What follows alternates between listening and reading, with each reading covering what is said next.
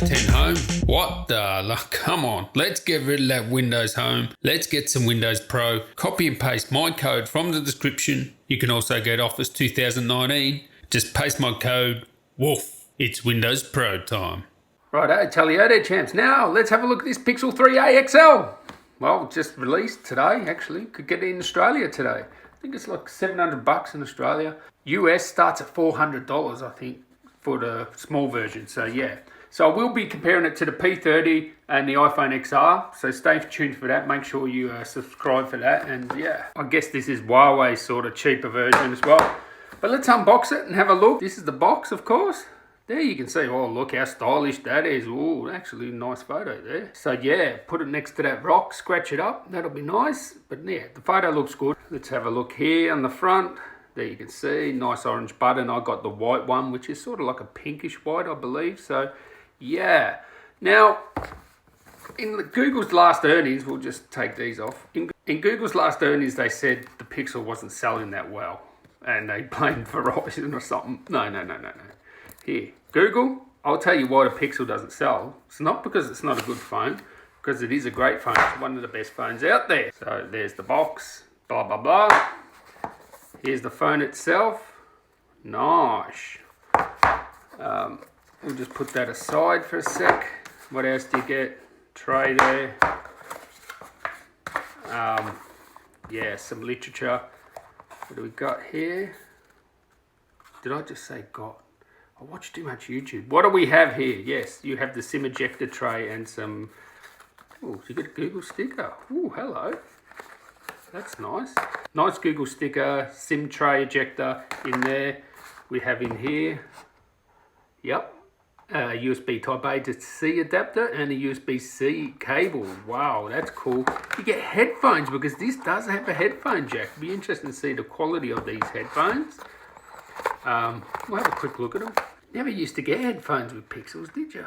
Back in the day, or even with the Nexus. Now, I would say this is sort of like the Nexus reincarnated, sort of a more affordable phone. But let's not praise Google too much because it's still on the expensive side. When you can get a Poco phone for, with 8 gigs RAM, and 256 storage, and sometimes you can pick it up for the same price as this, it's not exactly cheap, and that has a Snapdragon 845 and this one doesn't. So we have the charger in here. Yeah, it looks very much like the normal Pixel. The side is plastic too, is it? Glossy plastic. Yeah, it is a glossy plastic. Now, plastic can be more durable than metal, believe it or not. Obviously, it will be softer here. This would probably scratch up, so hopefully that's a good quality plastic. Nice little button there. Looks all good. The camera's supposed to be the same. We will find out. It's supposed to be, nearly as good as the Pixel camera. So yeah, so you're getting one of the best cameras in a smartphone for a good price. So I guess in that sense, it's okay. But why they don't sell well, the Pixels are too expensive. If it was just that easy that you make a phone, you put it in the premium category and you'll be able to sell it for the premium price, everybody would do it, wouldn't they? So what made Google think they could do it? Even Apple have trouble selling their phones at their price now. Their sales are going down. And even Samsung, they can't even sell as many Galaxy phones as they used to at their premium prices. So if those companies are struggling to sell their product at a premium price, what makes Google think they can? They've actually earned the right to sell their products for a premium price. Google haven't. LG can't sell for a premium price. Sony can't, so why does Google think they can? I mean, really, this should be the price of the Pixel XL, like the full version, the metal version. So I guess that's the screen there, big chin and big forehead, no notch, so that's good. Alright, let's have a look at the display. Now this is compared to the P30, the Huawei P30 there. And you can see, yeah, the display's pretty good. Nice pop there, nice deep blacks. It is an OLED display. You have the choice of a 5.6 inch display. On 3A XL, you get a 6 inch display. And they're both FHD+, and they're both OLED, 402 ppi on the XL, and 441. Now let's have a look at the blue color shift, if there's any. You can see a little bit. Yep, there you can see the blue color shift there, yep. It's on extreme angles. I don't think it's much to worry about. It seems like it's pretty bright. Both of these are on full brightness.